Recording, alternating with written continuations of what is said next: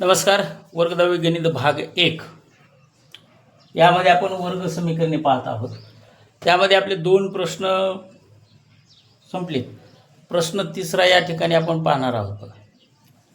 याच्यामध्ये काय दिले तुम्हाला की जी समीकरणे आहेत ती ax वर्ग प्लस bx प्लस c बरोबर 0 या स्वरूपात लिहा आणि प्रत्येकातील abcच्या किमती ठरवा.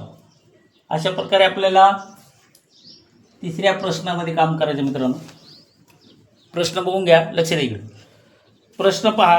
त्याच्यामधला पहिला प्रश्न आपल्याला काय दिला बघा. 2y बरोबर 10 वजा y चा वर्ग. याच्यामधला पहिला प्रश्न आपल्याकडे आहे. 2y बरोबर 10 वजा y चा वर्ग. आता याला व्यवस्थित समीकरणामध्ये घ्यायचे तुम्हाला आणि नंतर त्याचं ax वर्ग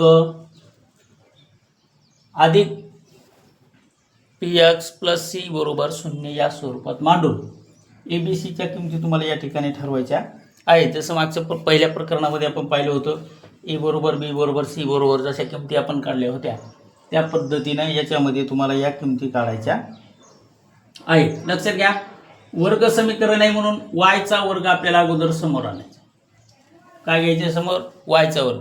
आता y चा वर्ग तिकडं वजा होता, इकडं आला मध्ये अधिक झाला. मग अधिक 2y बरोबर 10 हे काय झाले आपले इकडे बरोबर चिन्हाच्या समोर होते म्हणजे ते अधिक आहेत, इथं आले वजा झाले बरोबर 0. अशा प्रकारे आपल्याला हे समीकरण तयार करायचं आहे. मग आता हे समीकरण तयार केल्यावर त्याचं सामान्य रूप काय दिले तुम्हाला? सामान्य रूप. त्याला सामान्य रूपामध्ये घ्यायचे. म्हणजे सामान्य रूप कोणतं? जे आपल्याला सूत्र दिलेलं आहे. मग आपल्याला ax चा वर्ग अधिक bx अधिक c होतं, इथं y आहे. मग आपण काय करू? ay चा वर्ग प्लस by प्लस c बरोबर 0 या रूपात त्याला मांडू. या रूपात काय करायचं? त्याला मांडायचं. किंवा याच्याशी तुलना जरी केली तुम्ही तरी चालते. याची काय करायचं तुम्हाला? 0 बरोबर घेऊन सी तुलना करून. आता ही तुलना झाली म्हणजे तुम्हाला ए बी सी च्या किमती काढायच्या. मग ए बरोबर काय येणार? y चा वर्ग. y चा वर्ग आला म्हणजे किती आली याची किंमत तुमच्याकडं? 2 पहिलं पद. कॉमा बी बरोबर काय आहे? 2y म्हणजे बी ची किंमत किती आली तुमच्याकडं? 2. आणि सी बरोबर काय आहे? 10 दिलेले आपल्याला. मग सी बरोबर वजा 10 ही किंमत आलेली आहे. अशा प्रकारे हे समीकरण आहेत. खूप सोपं वर्ग समीकरणामध्ये तुम्हाला सोडवायला आहे. त्याच्यात बघा. आता यानंतरचा पुढचा प्रश्न आहे दुसरा. समजलं नाही? काय अडचण आहे त्याच्यात? काय नाही, खूप छोटे बघा. ax वर्ग अधिक bx अधिक cc याची तुलना करायची. हे सूत्र आपल्याला पुस्तकामध्ये पण दिलेलं आहे. प्लस px प्लस c बरोबर 0 घेऊन याची तुम्हाला प्रत्येकाची किंमत ठरवायची. बाकी काही करायचं नाही. हे सूत्र पुस्तकामध्ये पण दिले बघा. असं सोप्यात सोप्या पद्धतीने तुम्हाला सांगितलेलं आहे. आता ह्याच्यात काय करायचं आहे? हे समीकरण तुम्हाला दिले. x वजा 1 कंसाचा वर्ग बरोबर 2x प्लस 3 हे समीकरण तुम्हाला दिलेलं आहे. आता याला काय करायचं? 2 वेळेस तुम्हाला घ्यायचे. म्हणजे x गुणिले x आणि त्या कंसानं चौकट गुणिले वर्ग दिला म्हणजे त्या संख्या आपल्याकडे 2 वेळेस गुणाकारामध्ये मांडाव्या लागतात. मग असं दिल्यानंतर काय करायचं समीकरण तुम्हाला लक्ष द्या बघा. म्हणून x गुणिले x इकडं तुम्हाला x चा वर्ग आला वजा 2 गुणिले x म्हणून इथं आलं 2x वजा दिलेले आपल्याला प्लस हा जो 1 होता ते पलीकडे गेला म्हणजे 1. आता हे राहिले तुमचं 2x अधिक 3. आता 2x कॉमन आहे. याच्यामध्ये तुम्हाला विचार करायचा बरोबर. मग आता काय करायचं? हे बरोबर चिन्हाच्या पलीकडची संख्या अलीकडे घ्यायची तुम्हाला. त्याच्यामुळे मग काय करा? लक्ष द्या. x चा वर्ग वजा 2x अधिक 1 वजा पुन्हा 2x अधिक 3. आता हे 2x आपल्याकडे कॉमन आहे. मग कॉमन आले म्हणजे काय झालं? त्याची वजा बाकी. इथं पण चिन्ह बदलणार आहे. वजाचं अधिकचं वजा होणार.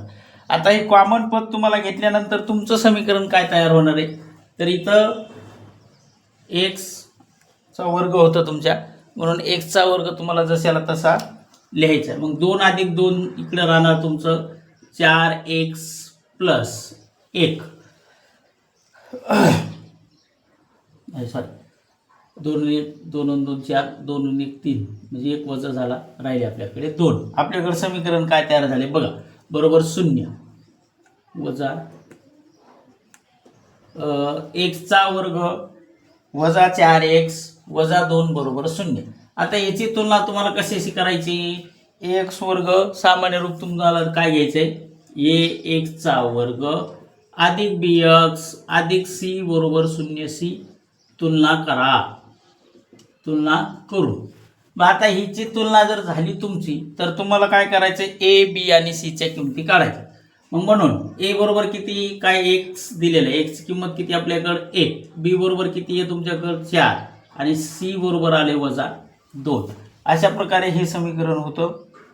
प्रश्न दुसऱ्यामध्ये आपल्याला दिलेले, टेन्शन घ्यायचं नाही.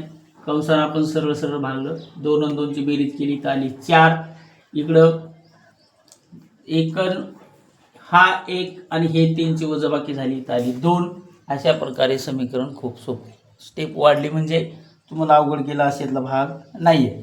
आता पुढचा प्रश्न तिसरा, याच्यामध्ये 6 का 5 प्रश्न काहीतरी दिलेले, लवकर घ्या. असं समीकरण या ठिकाणी दिलेलं आहे. आता काय करायचं बघा, x चा वर्ग जसेल तसा 5x जशाल तसे बरोबर कंसाच्या बाहेर वजा 3 आहे, मग वजा x याला पहिले कंसाच्या बाहेर आपल्याला घ्यायचे. मग आता घेताना काय होणार आहे, हा कंसाच्या बाहेर घ्यायचा आहे. मग आता याच्यामध्ये काय होणार, तुमचं प्रत्येक पद बदलणार. आता इथं आला x चा वर्ग अधिक 5x जशाल तसे बरोबर घेताना काय करायचे, तुमचे 3 वजा आहे, हे इथं वजाचं चिन्ह आहे, मग वजा 3, मग x ला अधिक घ्या. आता इकडं काय होणार आहे बघा, लक्ष द्या. आपल्याला x बरोबर 0 ही संख्या घेऊन समीकरण तयार करायचं होतं किंवा समीकरण तयार करायचं आहे. मग आता तुमचा x चा वर्ग जाग्यावर जशाला तसा प्लस 5x जशाला तसे, हा x अधिक आहे इकडं आणा, ते जाणार वजामध्ये बरोबर.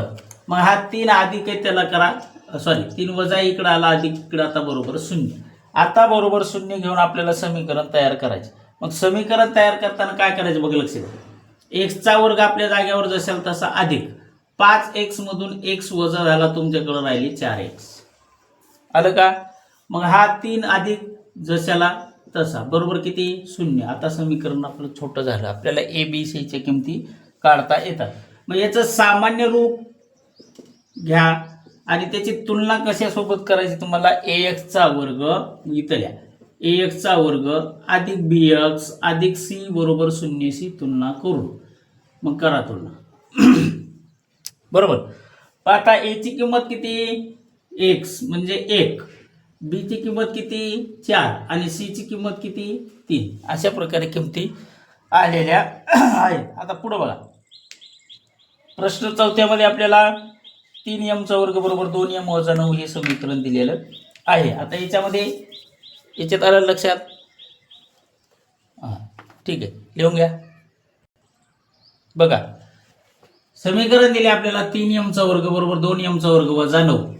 म्हणून 3m चा वर्ग आपल्या जाग्यावर, हे 9 अधिक आहेत बरोबर चिन्हाच्या अलीकडे आले म्हणजे m चा वर्ग, हे 9 वजा आहेत इकडं अधिक आले इकडं बरोबर 0.